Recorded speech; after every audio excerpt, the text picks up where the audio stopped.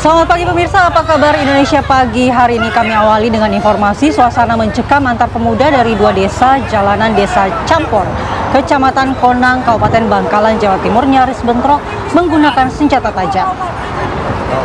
Ya, dari keterangan warga serta pihak kepolisian, insiden ini bermula saat para pemuda merasa terganggu dengan suara blayer knalpot motor. Saat didatangi sempat terjadi cekcok mulut antara kedua pihak hingga dugaan pada kekerasan fisik.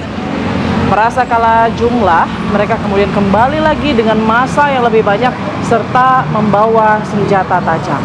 Dengan dibantu para tokoh masyarakat dari dua desa yang berselisih, pihak Polsek bersama Muspida Kecamatan Konang dan tokoh masyarakat setempat, kedua kelompok pemuda sepakat berdamai dan membubarkan diri.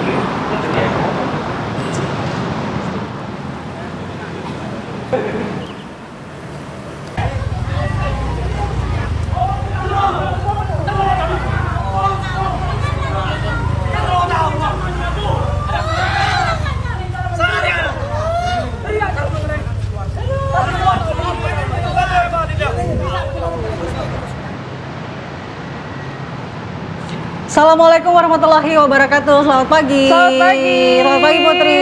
Luar biasa, pinky-pinky. Pinky-pinky ya. Secerah hati kita untuk mendukung timnas U17 malam nanti. Betul, kita semangat ya hari ini, optimis karena permainan timnas U17 sebelumnya ini gila, memukau sekali. Gol-gol yang diciptakan ini luar biasa. Kita tidak boleh lagi pesimis ya untuk bisa memenangkan laga ini karena kita sudah menyapu bersih nih di fase grup. Jadi kita yakin sekali ya, Indonesia timnas U17 pasti akan menang malam hari ini.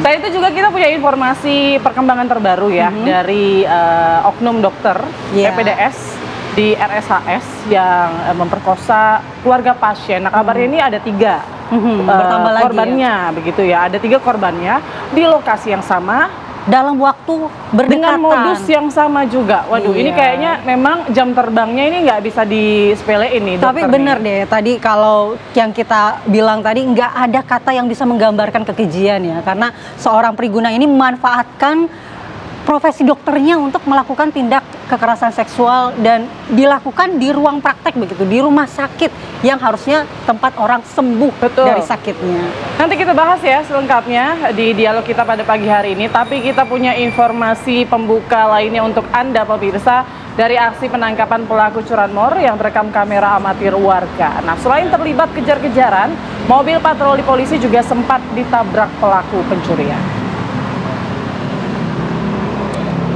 Ini adalah video amatir warga yang merekam detik-detik penangkapan 2 pelaku pencurian sepeda motor di kawasan perempatan Baran Desa Cokro Kembang, Kecamatan Ngadirojo, Kabupaten Pacitan, Jawa Timur. Penangkapan 2 pelaku pencurian ini berlangsung dramatis, bak aksi film action. Sebelumnya polisi sempat terlibat kejar-kejaran dengan pelaku yang kabur memakai sebuah mobil. Bahkan pelaku berusaha menabrak mobil patroli Polsek Ngadirojo yang menghadang laju kendaraan. Beruntung polisi yang sigap berhasil melumpuhkan kedua pelaku. Aksi pencurian ini bermula saat korban baru saja tiba di rumahnya di Dusun Kerajaan, Desa Losari. Saat korban mencari sang ibu, pelaku langsung menjalani aksi mencuri sepeda motor. Apesnya, korban yang menyadari kejadian ini langsung berteriak minta tolong hingga akhirnya dikejar polisi.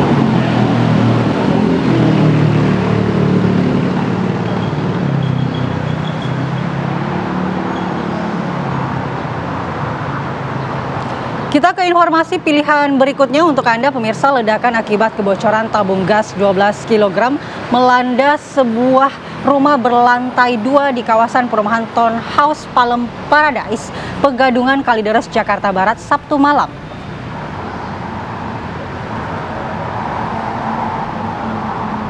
Kebakaran ini berasal dari ledakan tabung gas 12 kg.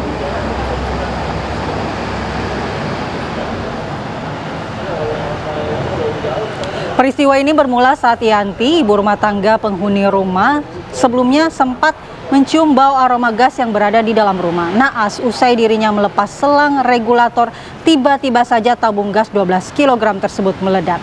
Selain menyebabkan kerusakan parah di lantai 1 dan 2 rumah, Yanti, ibu rumah tangga penghuni rumah tersebut juga menjadi korban, terluka bakar di sekujur tubuhnya.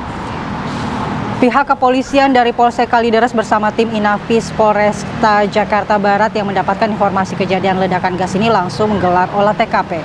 Sementara korban penghuni rumah telah dievakuasi warga ke rumah sakit swasta Ciputra untuk mendapatkan pertolongan medis lebih lanjut akibat luka bakar di sekujur tubuhnya.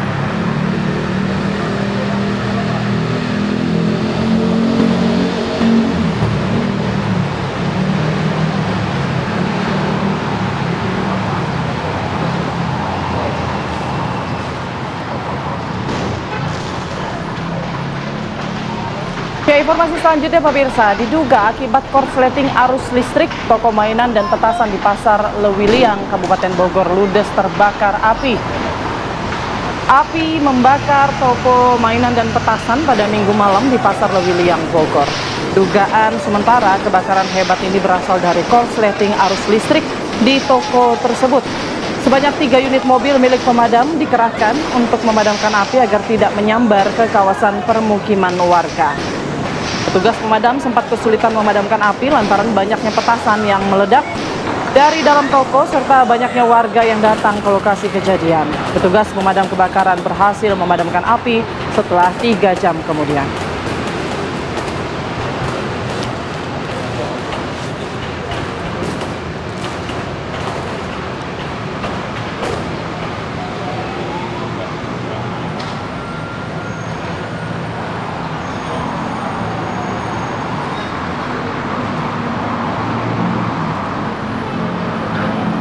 Pemirsa, seorang suami di Kabupaten Maros, Sulawesi Selatan tega membunuh istrinya menggunakan barbel lantaran kesal kerap diminta bekerja.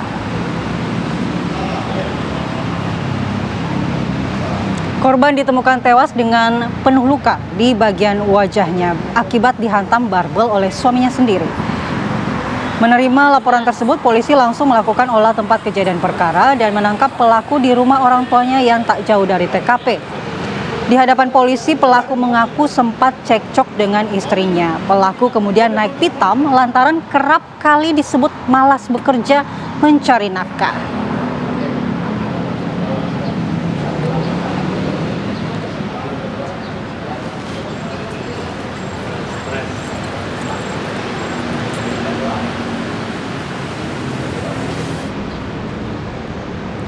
Dari Maros, Sulawesi Selatan kita ke Magetan, pemirsa. Sesosok mayat dalam kondisi membusuk ditemukan di sebuah parit di jalur wisata Telaga Sarangan, Kabupaten Magetan, Jawa Timur. Korban Sheila Amelia Kristanti, 21 tahun, diketahui seorang mahasiswi UGM, warga Kabupaten Madiun yang dikabarkan hilang sejak 25 Maret 2025 lalu. Polisi yang berada di lokasi langsung melakukan olah TKP dan mengevakuasi jasad korban ke RSUD Ngawi untuk mengetahui penyebab kematian korban. Korban pamit ke orang tua mengendarai sepeda motor seorang diri. Namun setelah lebih dari seminggu, Sheila tidak kunjung tiba hingga akhirnya ditemukan tewas. Dari hasil penyelidikan sementara, korban tewas akibat kecelakaan tunggal, terpental hingga jatuh ke parit tanpa ada yang mengetahui.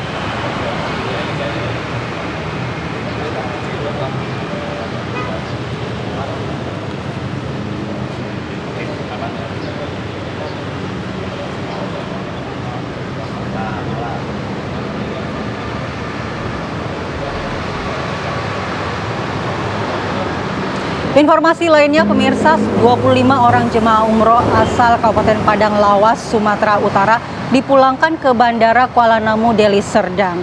Sebelumnya mereka sempat terlantar di Bandara Internasional Changi, Singapura selama 4 hari.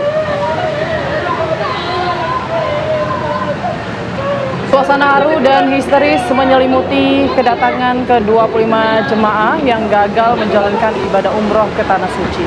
Beberapa di antaranya bahkan dalam kondisi lemas dan sebagian lainnya mengeluhkan sakit. Sampai saat ini belum ada penjelasan keterangan lebih lanjut dari pihak travel. Sementara pemirsa, pihak Kanwil Kementerian Agama Sumatera Utara telah memberikan sanksi berat kepada pihak travel Karunia Jannah Firdaus karena membatalkan pemberangkatan ke Tanah Suci dan sempat menelantarkan jemaah.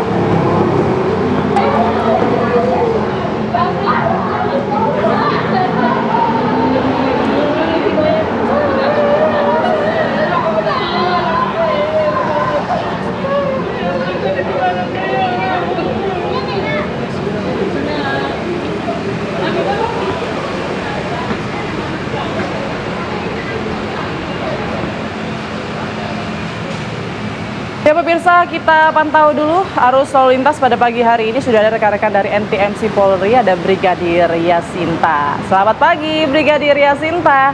Bagaimana pantauan arus lalu lintas pada pagi hari ini? Silakan.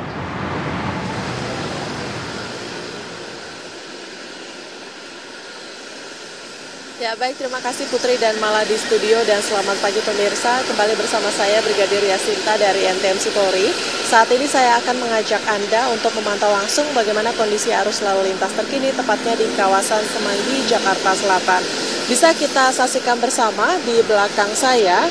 Pada umumnya situasi arus lalu lintas di kawasan ini sudah mulai terlihat adanya peningkatan volume kendaraan di beberapa arahnya bertepatan dengan jam berangkat perkantoran, khususnya di jalur tol dalam kota dari Cawang yang akan menuju Grogol, begitupun arah sebaliknya. Perlambatan kecepatan sesekali juga terjadi di pintu tol Semanggi karena adanya perpecahan jalur dan banyaknya kendaraan yang akan memasuki tol dalam kota maupun yang akan lurus menuju Slipi. Dan untuk mengantisipasi kepadatan lalu lintas, petugas kami di lapangan memberlakukan sistem kontraflow di tol dalam kota yang berlaku dari kilometer 1.300 Halim sampai dengan kilometer 7.200 Semanggi mulai pukul 6 hingga 10 waktu Indonesia Barat. Selain itu kami informasikan juga bahwa lingkar Semanggi merupakan kawasan ganjil genap. Untuk itu kami himbau para pengendara yang akan melintasi kawasan tersebut agar mengecek kembali plat nomor kendaraan Anda. Pastikan sesuai dengan tanggal hari ini atau menggunakan jalur alternatif lainnya sesuai dengan tujuan Anda. Kemudian situasi arus lalu lintas di jalur arteri dari Cawang menuju Slipi maupun arah sebaliknya terpantau kondusif lancar.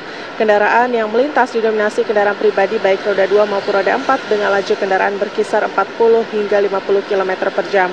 Bagi Anda yang akan melintasi kawasan ini, harap antisipasi pertemuan arus kendaraan dari Blok M maupun Cawang yang akan menuju Semanggi.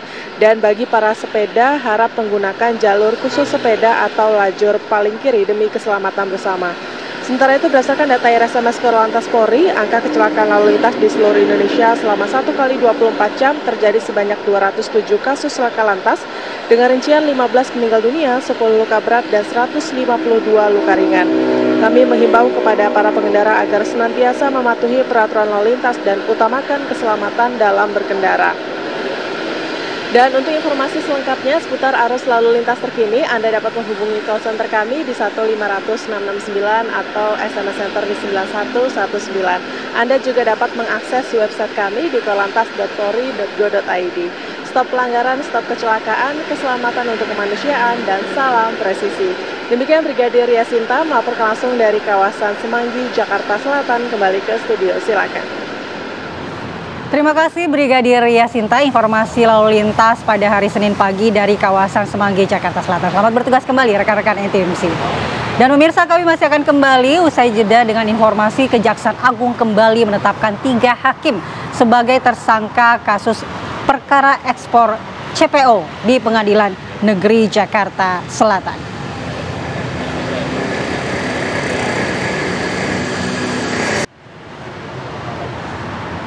Ya, Anda kembali di Apa Kabar Indonesia Pagi. Pemirsa, Kejaksaan Agung kembali menetapkan 3 hakim sebagai tersangka kasus suap atau gratifikasi terkait dengan putusan lepas perkara korupsi pemberian fasilitas ekspor CPO di Pengadilan Negeri Jakarta Pusat.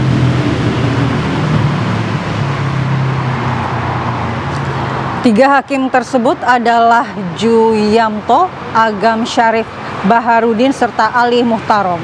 Ketiganya merupakan majelis hakim yang menjatuhkan putusan lepas perkara korupsi ekspor CPO. Dari hasil pemeriksaan penyidik mendapatkan bukti bahwa ketiganya menerima suap miliaran rupiah dari Muhammad Arif Nuryanto selaku Wakil Ketua PN Jakarta Pusat pada saat itu, agar perkara tersebut lepas atau onsleg. Ketiganya pun ditahan di Rutan Salemba, Cabang Kejaksaan Agung selama 20 hari ke depan.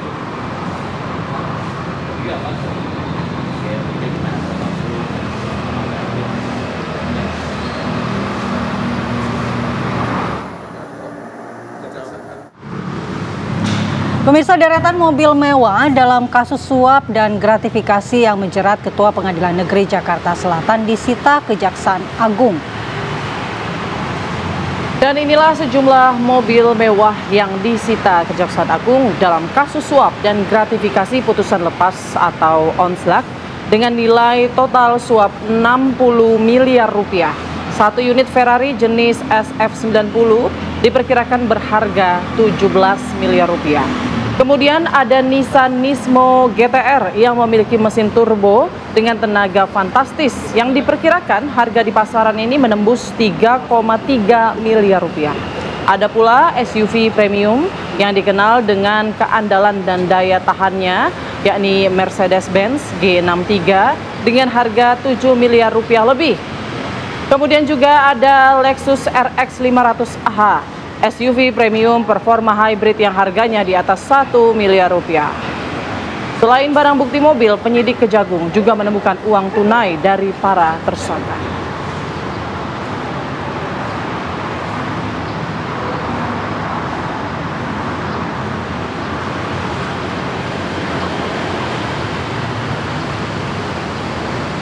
Pemirsa, CEO Forum Qatar Indonesia berlangsung di Doha, Qatar pada Minggu siang. Presiden Republik Indonesia Prabowo Subianto dan Ketua Umum Kadin Indonesia Anindya Bakri hadir dalam forum bisnis antar dua negara tersebut. Turut mendampingi Presiden Prabowo dalam kunjungan tersebut yaitu Hashim Joyo Hadikusumo, Menteri Luar Negeri Sugiono, Menteri Pertahanan Syafri Samsudin, Menteri Investasi dan Hilirisasi atau Kepala BKPM Ruslan Ruslani. Ada juga Menteri Kebudayaan Fadli Zon, Menteri Perumahan dan Permukiman Rakyat Marwara Sirait hingga Ketua Umum Kadin Indonesia Anindya Bakri.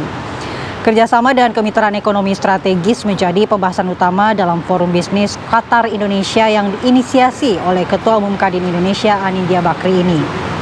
5 bidang fokus diskusi CEO Forum Qatar Indonesia yaitu energi, infrastruktur, kesehatan, pendidikan, dan teknologi.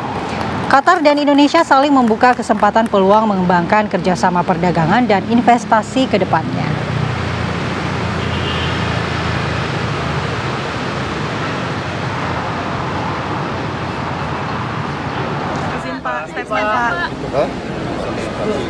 Mengenai kunjungan hari ini tadi Pak? Saya kira pertemuan sangat baik, produktif. Kita sepakat untuk segera tingkatkan kerjasama. Beliau akan invest dengan Danantara, satu dana bersama. Beliau komit $2 miliar ya. Masing-masing 2. Kita 2, dia 2. Saya kira bagus, ini tindak lanjut dan beliau sangat antusias. Oke, terima kasih. Terima kasih Pak. Pedagang dan industri Indonesia bertemu untuk memastikan apa yang telah dikerjakan oleh pemerintah dapat ditindaklanjuti oleh dunia usaha. Tadi kita fokus dalam berbagai macam bidang, paling tidak ada 5 tadi kita diskusikan. Yang pertama mengenai energi. Kita tahu bahwa di Qatar ini rajanya energi terutama gas. Kedua di bidang infrastruktur termasuk baja sampai kepada perumahan. Lalu juga yang ketiga tentunya dari sisi kesehatan, keempat pendidikan, dan kelima dan teknologi termasuk di dalamnya fintech. Nah, disinilah kita lihat bahwa ini contoh bagaimana Kadin bukan saja bermitra dengan pemerintah mendampingi kunjungan-kunjungan, tapi juga memastikan bahwa realisasinya dirasakan oleh anggotanya. Bahkan untuk bisa sampai kepada kadin-kadin provinsi, kabupaten, kota. Nah, dimulai dengan membuka perdagangan dan juga investasi antar dua negara. Karena Qatar itu mempunyai suatu hal yang luar biasa dan besar untuk kita majukan. Kalau dari tadi kabar dari Qatar, sekarang kita ada kabar dari Osaka, pemirsa. Indonesia Pavilion di World Osaka Expo 2025 resmi dibuka. Antusias para pengunjung terlihat pada hari pertama dibukanya Indonesia Pavilion.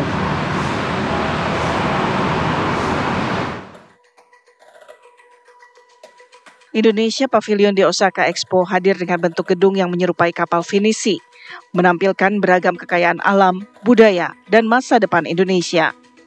Mengusung konsep Thriving in Harmony, Nature, Culture, and Future, ruang pamer tersebut mengintegrasikan alam, budaya, dan masa depan yang mulus. Pavilion Indonesia hadir sebagai persimpangan pertukaran global untuk merasakan kekayaan warisan Indonesia dan berpikiran maju di Osaka, Jepang. Pavilion ini menjadi cerminan bahwa Indonesia mampu berdiri sebagai tujuan menarik dari segi investasi, pariwisata, kolaborasi, dan inovasi. Di balik keberhasilan pembukaan Indonesia Pavilion di Osaka Expo, ada sosok Didit Prabowo yang memiliki peran besar. Indonesia Pavilion merupakan hasil sentuhan tangan kreatif dari seorang Didit Prabowo yang berperan sebagai kreatif kontributor. Halo Mas Didit, luar biasa Indonesia Pavilion. Thank you. Top, sukses Mas. Thank you. Makasih Mas. Didit Prabowo mampu mengeksplorasi tema besar Osaka Expo dengan identitas Indonesia yang kaya akan alam, budaya, dengan desain futuristik era modern. Dari Osaka, Jepang, Vena Kintan, TV One, mengabarkan.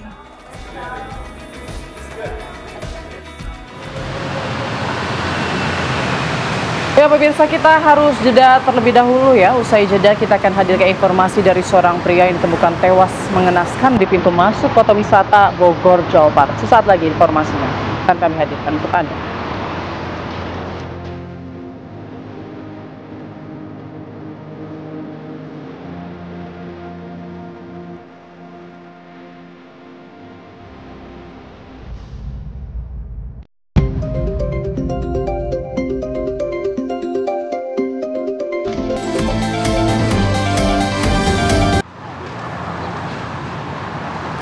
Kembali di Apa Kabar Indonesia Pagi. Pemirsa, di segmen ini kami akan menghadirkan informasi kriminalitas. Seorang pria ditemukan tewas mengenaskan di pintu masuk kota wisata Bogor, Jawa Barat. Polisi berhasil mengamankan satu terduga pelaku penusukan.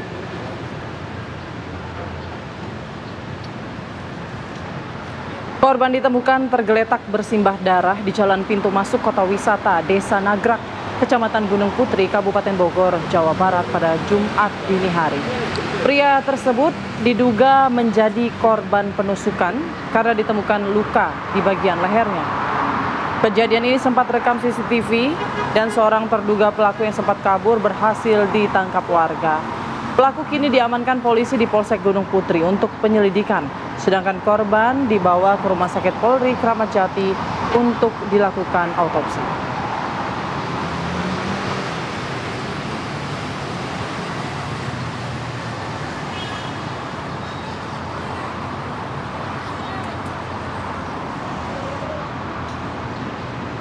Ya pemirsa, langsung saja kita sapa rekan Yunike Suwandi untuk mengetahui lebih lengkap bagaimana kronologi kejadian tersebut bisa terjadi. Selamat pagi Yunike. Bagaimana kronologi yang Anda dapat dari TKP Yunike?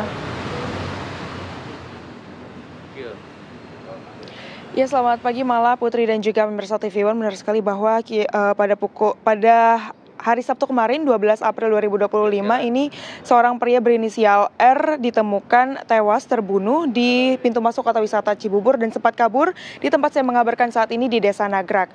Dan terkait dengan kronologi tersebut, pemirsa, saya akan mengajak Anda berbincang dengan Haji Antoy yang merupakan saksi melihat si pelaku ini sempat kabur dan juga tertangkapnya pelaku di tempat ini. Selamat pagi Bapak. Ya, pagi. Pak, mungkin boleh diceritain Pak, kemarin Bapak ngelihatnya si pelaku ini lari dari mana ke mana dan ditangkapnya juga di mana Pak? Sepengetahuan saya itu pelaku saya tahunya udah masuk ke Gang Wareng menuju arah Gang Wareng, menuju gang saya. Diober sama warga, tahunya saya bangun tidur. Dilihatin Pak, sambil dilihatin masuknya dari gang yang mana? Masuknya dari gang ini, dari Gang Wareng, dikejar sama warga. Saya bangun tidur, udah rame, warga pada ngejar begal, teriak-teriak begal, ya masuklah ke sini, ke lahan kosong. Oke.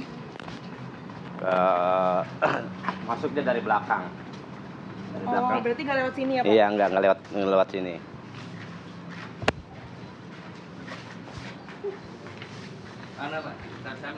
Iya, dia masuk dari belakang, nggak lewat sini dia masuknya. Dari belakang juga, dari belakang dia masuknya. Ini saya unjukin tempatnya masuknya, dikejar sama. Iya, dikejar sama warga, berkemudian sama security juga. Terus warga kabur, itu pelaku kabur ke belakang, terus ngeloncat lewat sini.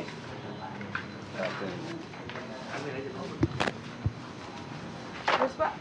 Oh, pelaku nembus lewat situ ngeloncat. Iya, ngeloncat, saya lihat pagar, masuklah ke sini, ke lahan kosong. Ya, terus kemudian ini sama warga, ya itu masuknya ke situ. Diober sama warga, masuk ke kebun kosong, itu kebun pisang. Selang berapa jam itu sempat ngilang juga karena emang rimbun itu pepohonan. Sekitaran jam 3 dia keluar lagi. Ya alhamdulillah kepolisian udah datang, terus warga masuk semua ke sini, semua disisir di lahan kosong. Iya. Disisir lahan kosong, terus ketemunya di situ dia. Oke. Iya. Ditangkapnya juga di situ Pak berarti? Iya. Boleh kalau mau kesini nggak tepat situ. Kalau Bapak sendiri, menurut Bapak kelihatannya pelaku ini sama korban saling kenal nggak sih Pak?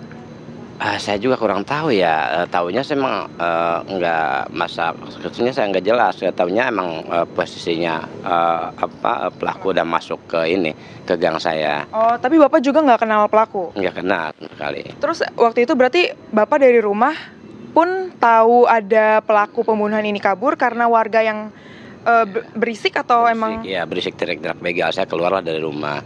Oke, gitu. Itu kira-kira jam berapa Pak? Itu sekitar jam 2:15. Oke, berarti emang teriak-teriaknya gitu ya, warga itu begal, padahal emang pembunuhan ya Pak ya? Iya. Terus Pak kalau boleh tahu, Bapak dari lokasi ini, penangkapan sama lokasi pembunuhannya di pintu kota wisata Cibubur itu berapa meter sih Pak? Kurang lebih kisaran 500 meteran lah. Tapi kalau dari kesaksian warga sekitar ini Pak, setelah tertangkap, itu warga ada yang kenal nggak Pak? Sama baik pelaku ataupun korbannya sendiri? Sama sekali nggak ada yang kenal. Sama sekali nggak ada yang kenal? Iya, betul. Korbannya pun nggak kenal yang terbunuh? Nggak kenal juga. Oke. Yeah. Berarti ini emang sebetulnya emang gampang untuk si pelaku ini kabur ya Pak, yang sempat ngumpet, berarti nggak sempat ngumpet ya Pak ya? Sempat ngumpet juga, soalnya kan dari jam 2 itu sempat ke belakang masuk ke sini. Sampai sekitar 1,5 jam dia ngumpetnya gitu. Maksudnya dikejar-kejaran sama warganya. Kejar-kejaran sama warga. Emang saking rimbunnya pepohonan situ nggak kelihatan karena gelap. Okay. Sampai jam 4 dia emang karena emang udah datang kepolisian, udah sama warga dia nyerah juga nyebur di situ. Nyebur? Iya, maksudnya di situ di septic tank itu yang kosong itu. Oh, di sana ada septic tank. Ada septic tank. Iya. Lalu ditangkapnya di situ langsung penindakan dari polisi betul. Kira-kira berarti 2 jam dari pembunuhan ya Pak? Iya. Oke, sejauh ini berarti menurut Bapak motifnya udah diketahui kah Pak? Atau saya kurang tahu ya masalah ke situ. Iya, mungkin yang ini pihak kepolisian Gunung Putri yang tahu. Oke, kalau gitu Bapak berarti murni taunya dari penangkapan dan Bapak lihatnya itu aja ya? Gitu aja. Oke, siap. Ya pemirsa, berarti bisa disimpulkan bahwa lokasi penangkapannya berarti di septic tanknya setelah si pelaku I ini sempat ngumpet gitu ya, bersembunyi di semak-semak ini di balik pohon karena gelap, dan warga pun teriaknya begal walaupun memang kemarin murni karena pembunuhan. Dan pemirsa, jika kita kilas balik kemarin itu pada hari Sabtu dini hari kira-kira pukul 2 menurut kesaksian juga, itu kira-kira 2 jam setelah terbunuhnya pria berinisial R ini barulah si pelaku ditangkap, dan sampai saat ini pun memang belum ada hasil selanjutnya dari kepolisian. Sementara itu si korban juga masih ada di Rumah Sakit Polri Kramat Jati untuk dilakukan autopsi. Selain itu juga masih ada saksi-saksi lainnya yang tentunya diperiksa oleh kepolisian setempat. Sementara itu yang dapat saya sampaikan, kembali ke Anda Mala. Baik, terima kasih laporan Yunike Suwandi dari Kabupaten Bogor, Jawa Barat. Ini terkait dengan pria yang ditemukan tewas di pintu kota wisata Cibubur ya, Gunung Putri Bogor. Mudah-mudahan polisi bisa segera mengungkap apa penyebab atau motif dari pembunuhan tersebut. Dan pemirsa, kami akan kembali dengan dialog utama kita hari ini terkait dengan dokter PPDS Priguna yang menghebohkan dan juga menggegerkan masyarakat dalam beberapa hari terakhir.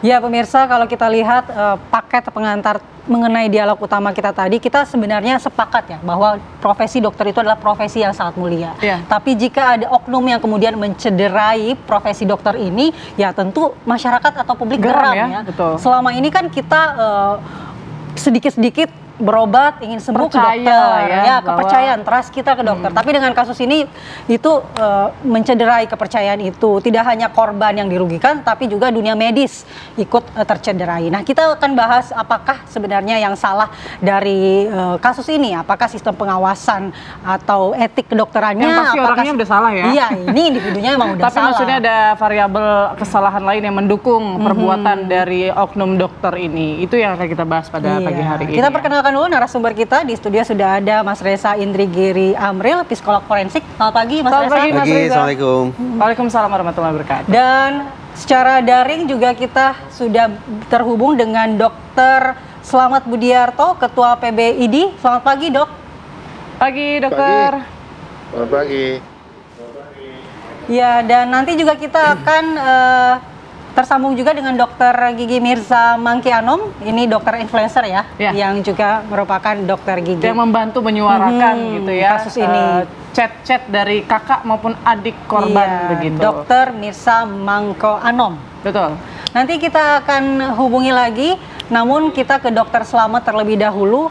Dokter Slamet, bagaimana sebenarnya ID menyikapi kasus dari dokter residen Priguna Anugrah ini, Dok?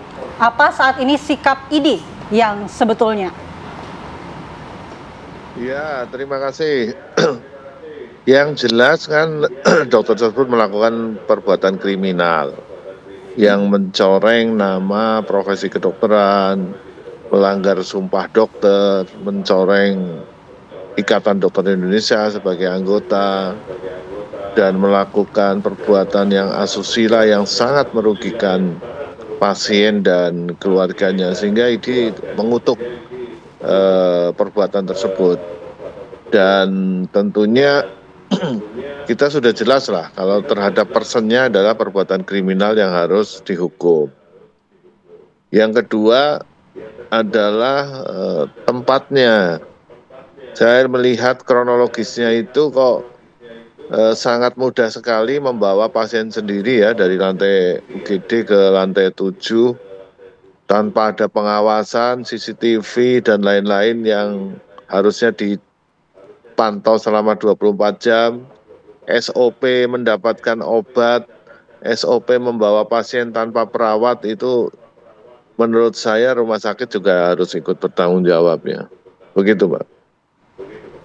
Baik, nah ini kabarnya juga ID tengah mempertimbangkan ya soal pemecatan dari oknum dokter tersebut. Seperti apa perkembangannya, Dokter Slamet? Ya ini kan masih dalam proses penyelidikan dan penyidikan ya, sudah tersangka. Kita menunggu hasilnya dari nanti hukum apakah sudah menyatakan dia bersalah, tapi proses di ID sudah berjalan karena kan semua pelanggaran, semua perbuatan kriminal kan harus melalui proses. Sama halnya semua profesi lain lah. Profesi wartawan, profesi lain, pasti kan kalau salah melalui proses. Dan ini sudah proses itu. Ya, baik. Kita ke Mas Reza. Mas Reza, ini kan seorang dokter, dan kalau kita lihat bahwa untuk menjadi seorang dokter ini tidak gampang. Nah, kenapa bisa seseorang yang memiliki kelainan kejiwaan, kelainan seksual ini, narasi polisi begitu? Iya, narasinya seperti itu kan diungkapkan ada kelainan begitu. Kemudian bisa lolos menjalankan pendidikan dokter. Apa yang salah? Apakah proses rekrutmen dari dokter itu ada yang salah begitu? Kita itu acap kali punya ekspektasi yang berlebihan terhadap yang namanya proses seleksi dan perekrutan. Demikian pula ekspektasi yang overdosis terhadap yang namanya psikotes. Anggaplah seorang calon dokter atau profesi apapun sudah menjalani proses seleksi dan perekrutan dan ada psikotes yang sangat ketat di dalamnya. Tetapi kondisi psikologis manusia fluktuatif, dinamis, kadang naik, kadang turun, kadang stabil, kadang kurang stabil, kadang normal, kadang kurang normal, kadang baik, kadang buruk. Jadi memang harus berkala tesnya ya? Tidak hanya tes yang sifatnya berkala, pengawasan harus terus-menerus. Karena itu dalam kasus-kasus semacam ini saya melihat, saya sepakat tidak cukup bagi kita hanya meninjau bahkan menyikapi atau bahkan menjatuhkan sanksi pada dimensi individunya, tapi juga harus ada penegakan mekanisme pertanggungjawaban terhadap institusi atau organisasinya. Contoh, pada dimensi individu dari pihak Polda Jabar mengatakan bahwa tersangka ini mengidap kelainan seksual. Polda Jabar kemudian juga menyebut sebagai gangguan jiwa. Saya tidak begitu bersepakat dengan posisi yang diambil oleh Polda Jabar, tapi ini menunjukkan betapa ada persoalan pada aspek individu yang perlu didalami. Tapi juga pada dimensi organisasi. Di TV One saya berbincang dengan Dr. Nazar, dokter senior yang seingat saya juga pernah menjadi pengurus Ikatan Dokter Indonesia. Dia Kepala Biro Hukum. Nah, dari diskusi itu saya simpulkan ada faktor pendorong dan ada faktor penarik, push factor dan pull factor. Push faktornya adalah kondisi si individu. Tadi sudah kita tinjau. Pull faktornya apa? Ada dua.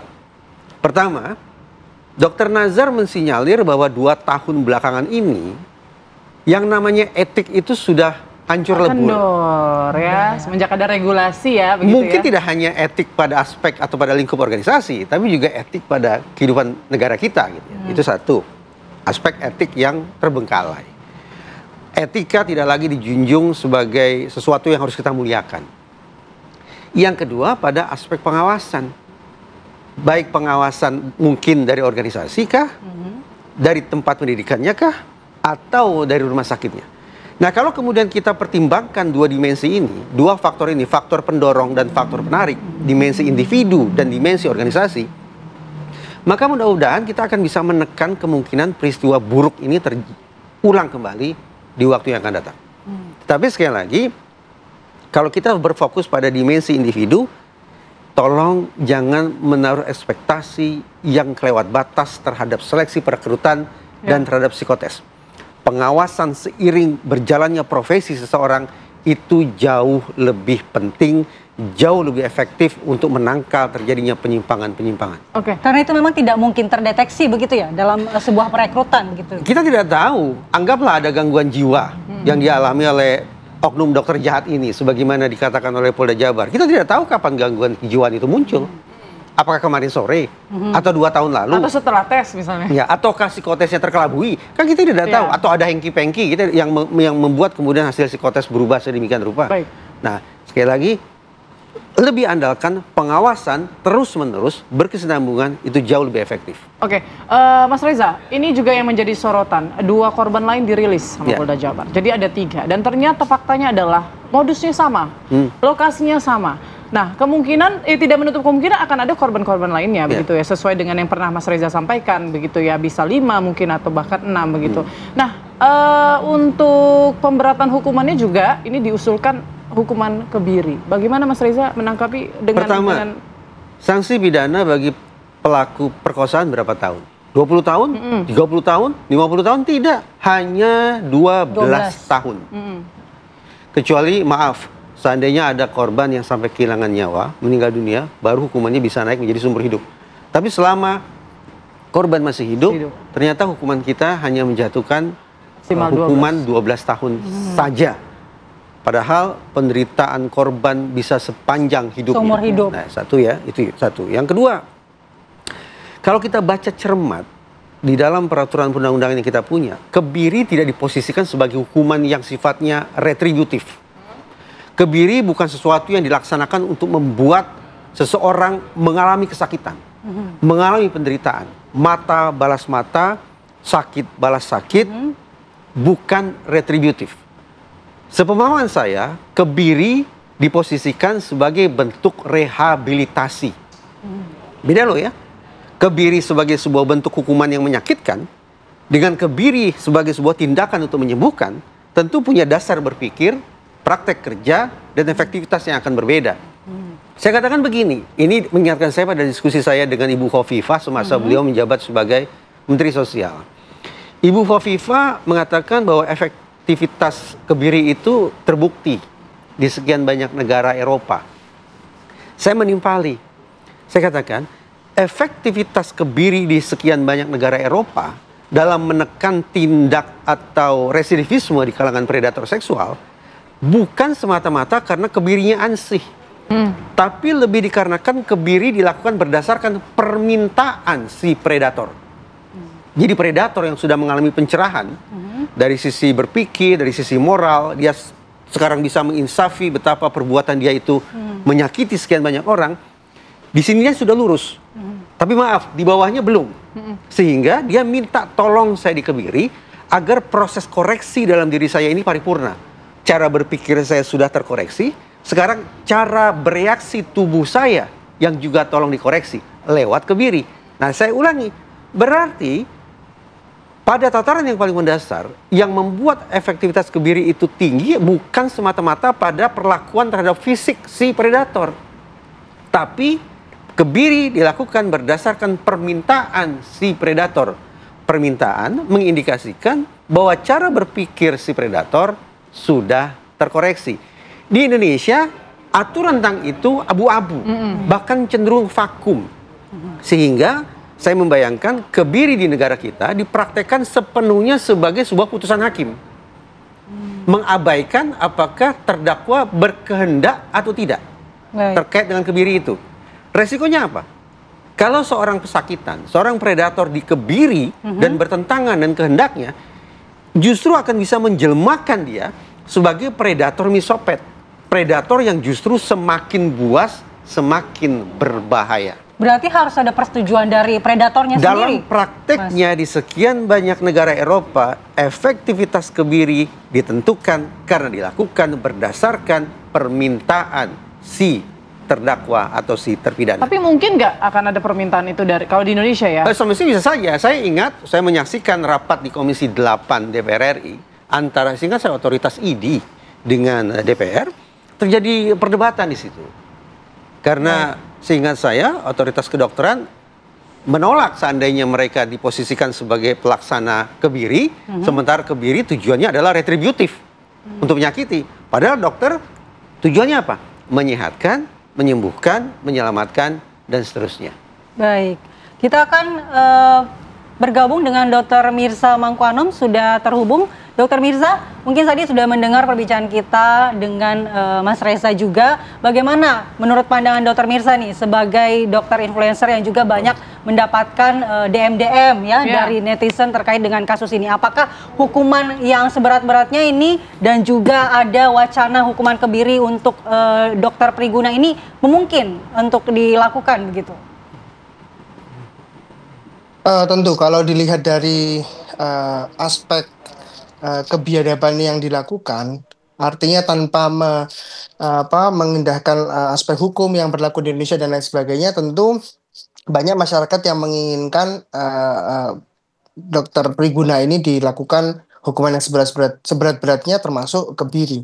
Tapi tentu kemudian karena saya tidak mendalami hukum pidana, ya jadi tentu harus berdasarkan pada peraturan hukum pidana. Apakah memang hukuman kebiri ini bisa dilakukan atau perlu dilakukan atau tidak.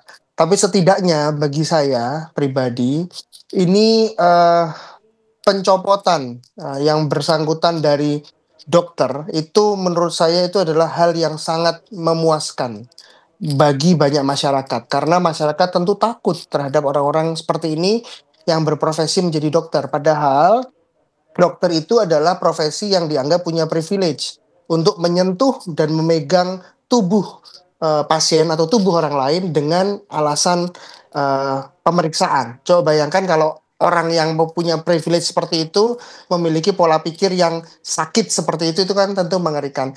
Yang kedua tentu terkait hukuman pidana tadi saya dengar dari Pak Reza maksimal 12 tahun penjara, mohon maaf dikoreksi kalau salah tadi. Nah itu menurut saya apakah itu sudah cukup atau belum? Dan apakah yang paling penting adalah apakah sudah cukup untuk memberikan efek jera atau efek takut bagi orang lain untuk melakukan hal serupa? Karena kan yang terpenting adalah jangan sampai karena hukuman ini dianggap terlalu ringan mungkin sehingga orang bisa saja melakukan ini. Gitu. Terima kasih. Oke, Dr. Mirza, tapi menurut Anda untuk apa ya? Kalau tadi kan sudah disampaikan juga oleh Dokter Slamet ya bahwa pengawasan rumah sakit ini juga perlu dipertanyakan begitu loh. Kok bisa rumah sakit kan harusnya ya 24 jam selalu ada orang tapi tidak ada pengawasan yang berarti begitu. Apakah Anda juga menyoroti bahwa pihak rumah sakit ini juga perlu dipertanyakan pertanggungjawabannya bagaimana nih? Apakah jangan hanya sekedar mengembalikan oknum dokter tersebut ke universitas, tapi juga ada tanggung jawab lebih yang bisa dilakukan baik itu lembaganya sendiri ataupun juga terhadap korban. Nanti Dokter Mirza dijawab ya usai jeda berikut, kami akan kembali sesaat lagi. Ya pemirsa, Gubernur Jawa Barat Deddy Mulyadi mengatakan kasus perkosaan dokter residen PPDS di lingkungan rumah sakit merusak kepercayaan publik kepada dunia kedokteran dan pendidikan kedokteran. Itu tempat orang menyelesaikan problem kesehatannya. Artinya baru rumah sakit tempat yang dipercaya aman bagi pasien, aman bagi keluarga penunggu pasien. Sehingga audit terhadap orang yang berpraktek di rumah sakit perlu dilakukan agar peristiwa serupa tidak terjadi lagi. Yang berikutnya adalah persoalan kependidikan. Orang yang masuk fakultas kedokteran berarti orang-orang yang sudah melewati seleksi yang cukup panjang dan dipastikan orang tersebut memiliki kualifikasi etika dan moral yang cukup. Karena ini menyangkut kepercayaan publik terhadap orang yang menangani orang yang lagi bermasalah. Orang yang lagi bermasalah secara kesehatan artinya dia percaya pada dokter yang menanganinya. Satu, percaya bahwa akan ditangani dengan baik. Yang kedua, percaya bahwa diagnosanya dilakukan secara objektif. Yang ketiga, percaya bahwa obat yang diberikan, terapi yang diberikan, petunjuk dokter yang diberikan adalah petunjuk yang didasarkan pada aspek akademis dan aspek moralitas. Inilah prinsip-prinsip dasar yang harus menjadi orientasi utama, apalagi dokternya. Ya, pemirsa, kita langsung saja mungkin saya meminta jawaban dari Dokter Mirza. Dokter Mirza, pertanyaan saya tadi sama halnya dengan pernyataan Dokter Slamet bahwa rumah sakit juga harus bertanggung jawab. Apakah Anda juga sepakat dalam hal ini rumah sakit tidak hanya sekedar mengembalikan oknum dokter tersebut ke universitas? Dokter Mirza. Iya, baik. Saya sepakat dengan Dokter Slamet karena kejadian ini terjadi di lingkungan rumah sakit. Tentu rumah sakit juga harus memberikan keterangan bagaimana atau bertanggung jawab bagaimana ini bisa terjadi di lingkungan yang harusnya menjadi safe place atau zona aman buat para pasien dan keluarga pasien atau penunggu pasien tentunya. Dan bagaimana mungkin, ini yang saya mau pertanyakan, bagaimana mungkin obat itu bisa keluar? Ya, jika obat itu diambil dari rumah sakit, bagaimana mungkin obat itu bisa didapatkan oleh residen semester 2, R2 ya sebutannya kalau di dunia pendidikan kedokteran spesialis, R2 itu bisa mendapatkan obat itu dan bagaimana mungkin dia bisa membawa pasien tanpa diketahui oleh orang lain di rumah sakit itu dibawa ke suatu tempat yang sepi, yang tidak ada orang. Ya, saya dengar kabarnya itu gedung belum digunakan atau ruangan itu belum digunakan atau bagaimana. Bagaimana mungkin dia bisa membawa itu tanpa diketahui orang lain, lalu tanpa diketahui oleh kakak kelasnya. Padahal seorang residen yang mahasiswa kedokteran yang sedang menempuh pendidikan spesialis yang junior itu gerak-geriknya di rumah sakit tentu akan pasti diketahui oleh seniornya. Karena pasti akan selalu minta izin kepada seniornya untuk melakukan suatu tindakan. Bahkan untuk sekedar memeriksa pasien ringan begitu, itu juga harus lapor kepada seniornya. Ya, dan bagaimana mungkin ini bisa terjadi tanpa ada kelalaian dari kedugaan kelalaian dari pihak rumah sakit. Ya, Dokter Mirza, kalau dari DM-DM yang masuk ke sosial media Anda, karena banyak rekan-rekan PPDS juga yang mend-DM Anda informasinya, apa sebenarnya yang mereka sampaikan terkait dengan pengawasan maupun mungkin mentoring yang dilakukan di lingkungan pendidikan PPDS, sehingga kejadian seperti ini bisa terjadi? Ya, jadi banyak DM yang menceritakan kisahnya kurang lebih serupa. Serupa dalam artian bukan mengalami perkosaan seperti ini ya, tapi terjadi pelecehan atau indikasi pelecehan seksual begitu. Nah, Terus ada juga bullying, ya ini yang paling banyak ini bullying ini, ya terus pemerasan, ya itu terjadi, ya mau di mau disangkal atau tidak, tapi itu faktanya terjadi dan memang saya harus akui itu tidak diketahui oleh para dosen dan staf pengajar. Dan yang mereka keluhkan adalah inginnya terjadinya perubahan pengawasan. Artinya yang mereka minta adalah pengawasan yang lebih baik, pengawasan yang lebih ketat dan juga sistem pendidikan menurut mereka ya yang lebih manusiawi. Manusiawi di sini artinya adalah jam kerjanya, jam jaganya atau jam kerjanya ya. Memang ini saya bisa bilang ini bukan official karena kalau official dari kampus tentu akan ada jam kerja oleh seorang residen. Artinya berangkat masuk jam berapa, pulang jam berapa itu ada. Cuman kan setelah itu akan ada yang unofficial, yang dari kakak kelasnya, dari seniornya, yang memaksa mereka bisa berada di rumah sakit lebih dari 24 jam, bahkan 36 jam, 48 jam, dan itu selalu terjaga. Jadi ini menurut saya tidak masuk akal sebagai manusia normal begitu. Oke, baik, Dokter Slamet, saya mau bertanya soal dokter yang bertugas. Ini tidak hanya terkait oknum dokter tersebut ya, tapi mungkin dokter-dokter yang bertugas di rumah sakit begitu, direkrut oleh rumah sakit ini sebetulnya berdasarkan rekomendasi ID atau saat ini ya sudah tidak aja ya kenal begitu saja kemudian ya sudah rekrutmen atau harus melalui ID terlebih dahulu gitu, rekomendasi ID, terdaftar di ID atau bagaimana sebetulnya Dokter Slamet? Ya, dulu sebelum tahun 2023 ada persyaratan sebelum mempunyai surat izin praktek baik residen maupun dokter ada rekomendasi ID. Di rekomendasi ID kan kita menseleksi mengenai etikanya ya. Tapi sejak keluarnya Undang-Undang Nomor 17 Tahun 2023 tentang kesehatan itu sudah tidak ada lagi. Jadi praktis semua tanggung jawabnya ada di Dinas Kesehatan oleh pemerintah, sehingga saya tidak tahu dulu yang dilakukan ID sebenarnya sudah pas ya untuk mendeteksi agar tidak ada dokter palsu, bahwa dokter yang praktek betul-betul etikanya yang baik sehingga masyarakat terlindungi.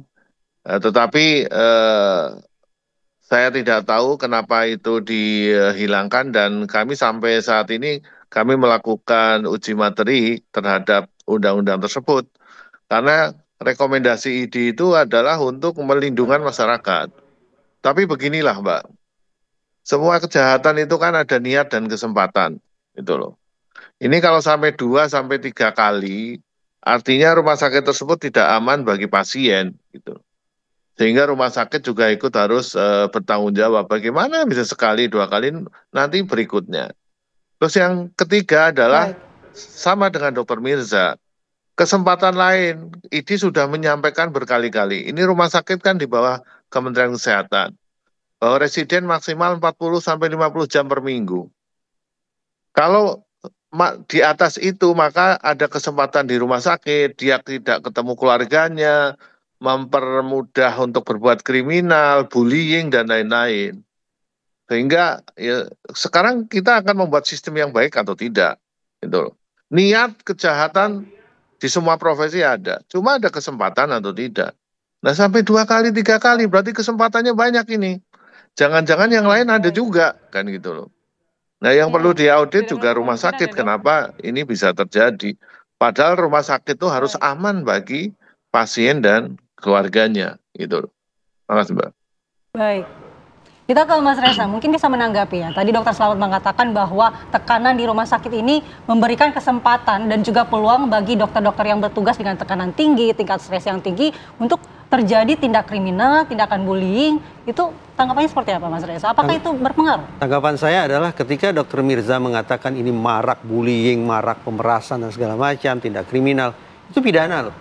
Pertanyaannya, berapa banyak kasus-kasus pidana, peristiwa-peristiwa pidana di lingkungan rumah sakit masuk tidak dalam radar organisasi? Berapa angkanya? Bagaimana penindakannya? Plus, karena ternyata peristiwa-peristiwa di rumah sakit itu berwarna pidana, masuk tidak ke kantor polisi? Bagaimana penindakannya? Kalau ternyata atensi dari organisasi, atensi dari otoritas penegakan hukum terkait dengan peristiwa pidana di rumah sakit ternyata nol atau minim, maka saya tidak tahu. Saya memilih percaya pada pernyataan Dr. Mirza atau saya pilih percaya pada data. Apakah data ini mencerminkan insiden atau angka ya peristiwa yang sesungguhnya? Ataukah Dr. Mirza sedang melakukan dramatisasi saja? Saya tidak tahu. Ini sebetulnya hanya sebuah tanda petik agak nyinyirnya saya ketika di satu sisi saya berpikir boleh jadi benar yang dikatakan Dr. Mirza bahwa lingkungan rumah sakit ternyata tidak serta-merta aman, tidak serta nyaman, tidak serta-merta menyehatkan. Tapi kalau berbasis pada data, masuk tidak dalam radar organisasi dan radar otoritas penegakan hukum. Gitu. Baik. Mungkin tanggapan langsung dari Dr. Mirza? Dr. Mirza, ini aduan-aduan yang Anda terima ini alasan mereka mungkin tidak melaporkan, kenapa harus lewat Anda begitu, baru berani bicara setelah kasus PPDS ini viral, itu apa sebenarnya Dr. Mirza?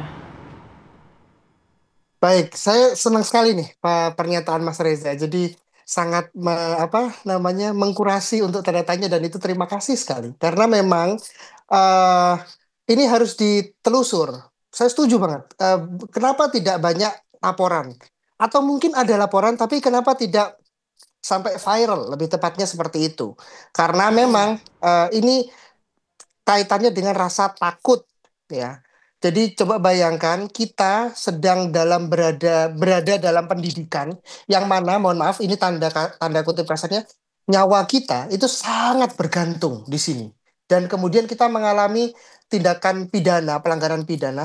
Lalu sebagai manusia tentu ada rasanya kita ingin melakukan pelaporan atau meminta keadilan. Tapi di sisi lain takut nanti jangan-jangan saya dilakukan tindakan yang lebih parah dari ini. Dan ini sudah dilakukan, solusinya diberikan oleh Kementerian Kesehatan pada saat kasus almarhumah Dr. Risma. Ya, itu di situ terjadi perubahan yang luar biasa besar karena Kementerian Kesehatan membuka website untuk mempersilahkan untuk melakukan pelaporan secara langsung melalui website. Namun sayangnya dengan janji identitas yang disembunyikan dan dijanjikan mendapatkan perlindungan hingga sang pelapor itu menyelesaikan pendidikan spesialistiknya. Tapi faktanya banyak yang cerita pada saya nggak pernah lapor karena saya nggak pernah mengalami bullying, tapi cerita yang masuk ke saya selalu bilang, ini sudah dilaporkan ke kepolisian belum? Karena ini pidana loh. Saya bilang gitu, ini pidana loh. Mereka bilang takut gitu. Lalu kenapa nggak lapor ke Kementerian Kesehatan? Sudah, tapi memang belum ada tindak lanjutnya. Sehingga mereka merasa jalur viral ini adalah jalur yang tercepat gitu. Tapi itu pun tidak semuanya mereka mau dipublikasikan karena takut. Bahkan saya selalu mempublikasikan dengan identitas yang saya sembunyikan. Tapi itu pun mereka masih takut. Artinya rasa takut, budaya rasa takut yang luar biasa yang akhirnya menjadi disalahgunakan ini tidak sehat ini. Bagaimana mungkin orang mengalami pelanggaran pidana, kekerasan pidana, mereka takut untuk melapor. Gimana seorang korban itu takut untuk melapor? Artinya kan di sini ada sistem yang membuat kepala mereka itu untuk selalu merasa ketakutan. Begitu, terima kasih. Baik. Ada sistem yang perlu diperbaiki begitu ya, Dr. Mirza ya, karena mungkin banyak aduan-aduan juga kalau saya baca-baca dari story-nya Dr. Mirza ini bukan yang baru-baru terjadi, tapi yang dulu-dulu mungkin ya, yang sudah pernah dialami, kemudian curhat ke Dr. Mirza. Baik, terima kasih banyak Dr. Mirza atas mungkin saran juga, ada masukan juga dari Dr. Mirza. Ini bisa menjadi momentum untuk evaluasi ya. Dan apakah juga kelembagaannya, kemudian etika profesinya, pengawasannya, dan juga ruang untuk mengadukan ini secara aman ya. Dokter Slamet juga terima kasih. Dokter Slamet, kita juga dukung terus ataupun juga dorong terus untuk pihak rumah sakit juga ikut bertanggung jawab ya dalam kasus ini. Dan juga Mas Reza, kita harapkan nanti ke depan juga pikiran-pikiran, prediksi-prediksi ataupun juga solusi-solusi, catatan-catatan untuk penegak hukum begitu atau untuk kedokteran ini sendiri selama kita menjadi pertimbangan ya. Selama saya masih sehat. Iya, kita nantikan sampai ketemu lagi Mas Reza. Terima kasih banyak. Selamat pagi. Pemirsa, kami masih akan kembali dengan informasi-informasi pilihan untuk Anda hanya di Apa Kabar Indonesia Pagi. Sesaat lagi.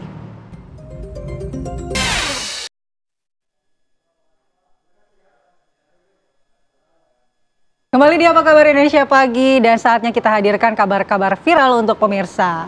Di mana diiming-imingi akan dibelikan pakaian baru seorang bocah berusia 13 tahun di Pasar Rebo, Jakarta Timur sejak Kamis pagi atau 4 hari lalu juga diculik oleh tetangganya.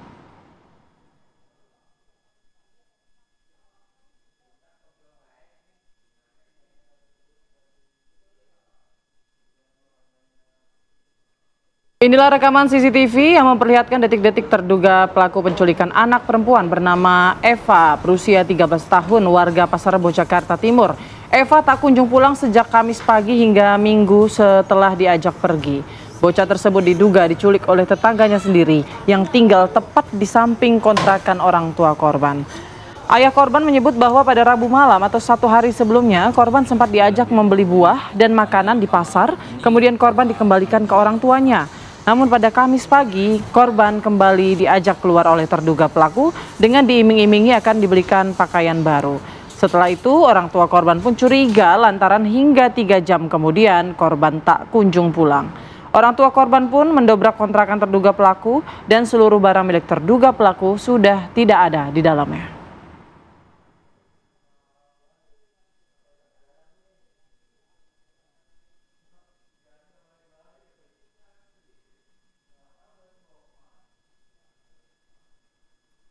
Pemirsa, seorang wanita mantan artis sinetron kolosal diringkus penyidik unit Ranmor Satreskrim Polres Metro Jakarta Selatan karena diduga mengedarkan uang palsu ratusan juta rupiah. Pelaku SA ditangkap di salah satu pelataran parkir di sebuah pusat perbelanjaan di Jakarta Selatan Sabtu malam. Pelaku kedapatan memiliki uang palsu senilai ratusan juta rupiah. Pelaku SA diketahui merupakan mantan artis sinetron kolosal era tahun 2000-an. Dari tangan pelaku, polisi menyita barang bukti uang palsu pecahan 100.000 sebanyak 2.235 lembar. Saat ini pelaku masih menjalani pemeriksaan di unit Ranmor Satreskrim Polres Metro Jakarta Selatan. Pelaku terancam 15 tahun penjara.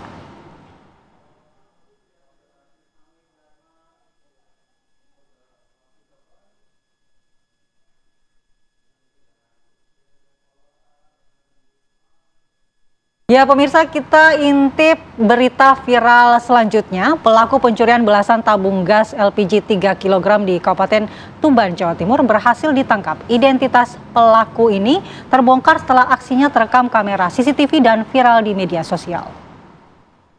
Rekaman CCTV memperlihatkan gerak-gerik seorang pria muda nampak dengan santainya menggasak tabung LPG melon di sebuah warung Kecamatan Merakurak, Kabupaten Tuban. Setelah tertangkap, pelaku diketahui bernama Dedi Isa Mahendra, berusia 22 tahun, warga desa Pongpongan, dan akhirnya diamankan ke Mapolres Tuban untuk menjalani pemeriksaan lebih lanjut.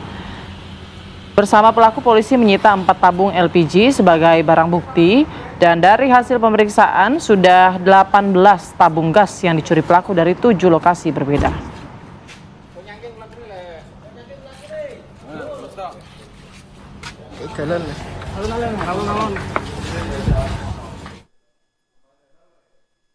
Pemirsa, monyet liar tangkapan petugas damkar diduga lepas dan menggigit bocah berusia 4 tahun hingga mengalami trauma. Sejumlah warga yang emosi menggeruduk kantor pemadam kebakaran Curug Kabupaten Tangerang, Banten meminta pertanggungjawaban. Lantaran seorang anak berusia 4 tahun menjadi korban gigitan seekor monyet hasil tangkapan petugas damkar yang lepas. Warga resah dan khawatir akan keselamatan anak-anak mereka. Pasalnya, monyet liar ini berkeliaran ke permukiman warga. Nenek korban mengatakan cucunya diserang monyet tersebut saat sedang tiduran. Korban mengalami 2 gigitan dan 4 cakaran di tubuhnya hingga mengalami trauma.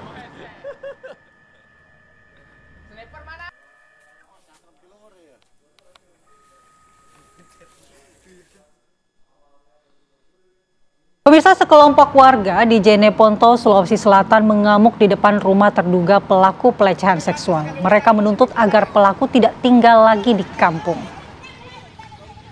Ya, keluarga korban dari Balangberu, Sulawesi Selatan mengamuk di depan rumah dan toko bahan bangunan milik terduga pelaku pelecehan seksual terhadap karyawan tokonya.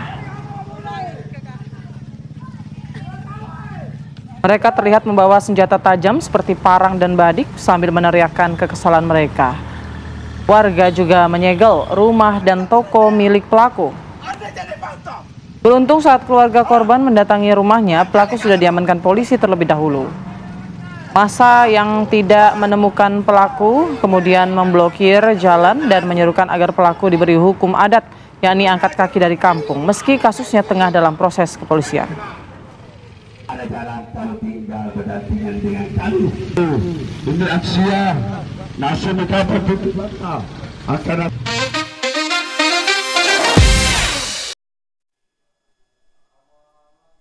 Ya pemirsa, kita harus jeda terlebih dahulu. Saya jeda, kita akan hadirkan informasi dari jelang laga Timnas U17 melawan Korea Utara. Sesaat lagi kami akan kembali. Ya, jelang laga Timnas U17 melawan Korea Utara malam nanti, euforianya sudah terasa. Go. Ya, gitu. baik di go. dalam negeri maupun di Jeddah ya. Nah, kita akan bahas nih bagaimana peluang Timnas memenangkan laga malam nanti. Optimis ya, kita udah sapu bersih nih, harusnya bisa sih. Nah, kita sudah bersama dengan Bung Gita Suwondo, pengawas sepak bola. Selamat pagi, Bung Gita. Ya. Pagi, Bung. Pokoknya semangat.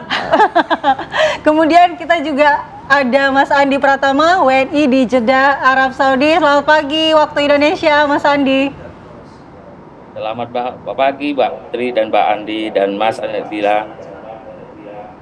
Baik, Mas Andi, bagaimana sih atmosfer saat ini di Jeddah jelang laga Timnas U17 melawan Korea Utara? Katanya tiketnya susah banget nih dapatnya. Iya, begadang ya Mas Andi ya buat nge-war tiket nih, jangan-jangan nih, belum tidur nih. Benar-benar tiket di sekarang ini udah sangat-sangat sulit. Bahkan kami waktu pas pertandingan Timnas Indonesia kontra Afghanistan pun udah ditutup. Sampai sekarang ini saya baru aja dapat tiket dengan menatap HP, layar HP dari pagi sampai malam ini baru sekarang dapat. Itu pun cuma satu. Sangat. Itu pun dapatnya cuma satu ya, udah begadang dapatnya cuma satu. Tapi paling nggak alhamdulillah ya Mas Andi ya, masih bisa nonton nih Mas Andi. Mas Andi, tapi mungkin ada cara lain nggak selain war tiket yang Mas Andi udah dapetin? Mungkin ada cara lain, nunggu kayak ada yang cancel atau bagaimana? Masih ada usaha nggak ini Mas Andi dan teman-teman untuk mencari tiket? Ini udah saya nunggu 3 hari. 3 hari saya nunggu, setiap detik saya lihat, saya coba, nggak ada, tetap sold out kayak gitu. Sampai barusan sekitar sejam yang lalu baru dapat satu. Itu pun udah satu ya. Alhamdulillahnya, insya Allah itu. Baik, Mas Andi, bagaimana sih antusiasme di sana jelang laga malam nanti? Bisa diceritakan nggak euforianya itu seperti apa, Mas? Wah, euforianya luar biasa ya. Sejak Indonesia itu menang di fase grup, semangat warga Indonesia itu di Jeddah makin membara, makin berapi-api. Grup-grup WhatsApp, grup Facebook, bahkan di TikTok pun penuh dengan obrolan soal pertandingan malam ini. Banyak yang udah siap turun langsung ke stadion buat kasih dukungan penuh untuk Timnas. Ada juga nonton bareng seperti di restoran Indonesia, seperti Elimax, dan resto-resto kecil, seperti kafe-kafe kecil juga banyak itu euforia-euforianya. Benar-benar antusias. Oke. Enggak cuma di tanah air ya, tapi juga warga negara kita di beberapa negara termasuk di Mas Andi ini juga sangat semangat ya Mas, membara sekali nih semangatnya ini. Saya tanyakan ke Bung Gita. Bung Gita, semangat pendukung ini sudah membara, tapi kalau ngelihat peluang timnas kita melawan Korea Utara ini gimana nih? Kelemahan dan kekuatan kedua tim ini seperti apa pandangan Bung Gita? Saya sih sebelumnya harus menggarisbawahi bahwa apa yang dilakukan oleh Coach Nova Arianto sejauh ini sangat luar biasa sekali. Bahkan dari Piala AFF tahun lalu, kualifikasi, terus kemarin 3 pertandingan dia memainkan setiap pertandingannya dengan cara yang berbeda-beda tergantung lawannya. Jadi saya percaya bahwa Korea Utara semilitan apapun mereka, skillful apapun pemain-pemain mereka, pasti ada cara dari Nova untuk mengatasinya seperti halnya pada saat dia mengejutkan mengatasi Korea Selatan. Artinya kombinasi yang mungkin harus dimainkan, low block di belakang kita, bertahan dengan sangat baik di belakang seperti lawan Korea Selatan. Tapi kita jangan takut main di tengah dan kemudian counter defense, counter attack kita pada saat seperti kita menghadapi Yaman. Jadi kombinasi antara melawan Korea dan melawan Yaman itu yang saya pikir adalah senjata utama Nova untuk pertandingan kali ini. Sejauh ini kan kalau kita bicara dari kualifikasi AFF 2024 tahun lalu, kualifikasi Piala Asia dan putaran final ini kan dia baru satu kali melakukan kesalahan pada saat kita main terbuka lawan Australia di semifinal AFF Under 16. Itu kita kemudian kalah 3-5. Kita unggul terlebih dahulu, kita mainnya polos, nggak cover di belakang, kita kalah. Tapi kalau setelah itu pembelajaran bagi Nova dan dia bermain dengan sangat hati-hati menghadapi lawan yang kuat. Dan kalau kita bicara Korea Utara kan mirip dengan Korea Selatan, cuman mereka lebih militan. Less skillful tapi lebih sangat militan, dan ini yang harus kita hati-hati. Apakah taktik yang digunakan untuk menghadapi Korea Utara ini bisa disamakan dengan saat menghadapi Korea Selatan? Kan dari semenanjung yang sama, anatominya sama gitu. Ya, harusnya sama ya. Kan kalau kita bicara keseluruhan kan ini faktor kejutan sekali kenapa kita ada di pertandingan ini. Kita jadi juara grup dengan mengalahkan Korea Selatan. Tadinya diperkirakan kita kalah, tapi kita menang lawan Yaman dan Afghanistan. Tapi sekarang Korea Utara juga pasti belajar bahwa ini tim nggak gampang dihadapinya. Pertahanan mereka bisa sangat rapat, lini tengah mereka bisa sangat unggul dari lawan-lawannya, dan kombinasi seperti ini yang merupakan keunggulan kita. Di samping Korea Utara sendiri walaupun banyak mencetak gol dari kualifikasi dan sampai ke putaran final, mereka kan juga rentan di belakang. Mereka lawan Hong Kong aja kemasukan sampai 2 gol. Kemudian, berarti kelemahannya di lini belakang. Lini belakang mereka lemah, tapi ini yang harus kita manfaatkan. Artinya mereka kan main dengan 4-3-3. Gelandang bertahan mereka bukan pivot yang bisa bekerja sendiri untuk bisa mengatasi tekanan lawan. Ini yang harus kita manfaatkan. Mereka bisa menang 4-1 lawan Iran di kualifikasi, tapi kemarin mereka ditahan imbang oleh Oman, ditahan imbang oleh Iran juga 1-1. Jadi ada penurunan. Ada juga uji coba yang mungkin jadi pelajaran bagi Coach Nova ya, bahwa kita pernah kalah dari Iran 0-2 di uji coba. Itu pada saat kita mencoba untuk all out attack dan tidak memperdulikan pertahanan.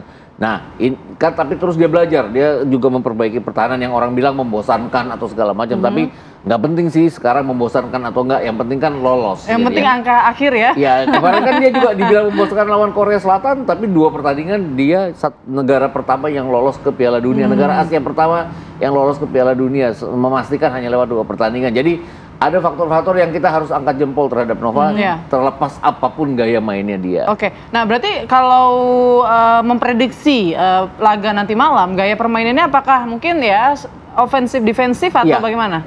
Ofensif defensif, tapi saya pikir bahwa kita harus lebih berani pada saat kita melayani mereka di lapangan tengah dan juga counter. Lawan Korea kan pertandingan pertama ya, kita hati-hati, kemudian kita lebih rapat di belakang. Kita agak takut-takut pada saat kita menyerang. Kekuatan kita kan juga lewat flank gitu kan, lewat sayap.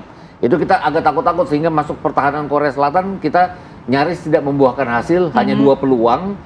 2 peluang tapi 1 jadi gol. Ada 1 peluang dari Mirza Fijatullah waktu itu yang berhadapan dengan penjaga gawang, tapi dia mencoba menggocek penjaga gawang. Nah, hal-hal seperti ini klinis yang harus kita lakukan karena peluangnya pasti sangat minim nanti. Kita 1 peluang harus jadi 1 gol itu ya. Bung Gita, kita juga sapu bersih nih di fase grup. Betul. Apakah dengan kita bisa mengalahkan Korea Selatan, Yaman, kemudian Afghanistan, kita tidak perlu lagi merasa inferior untuk bisa mengalahkan Korea Utara? Itu keuntungan kita ya, bahwa mental terjaga, ritme permainan terjaga. Bahkan pada saat kita pakai cadangan lawan Afghanistan agak kalah di tengah, tapi kemudian pemain inti masuk, kita bisa memenangkan pertandingan di menit akhir.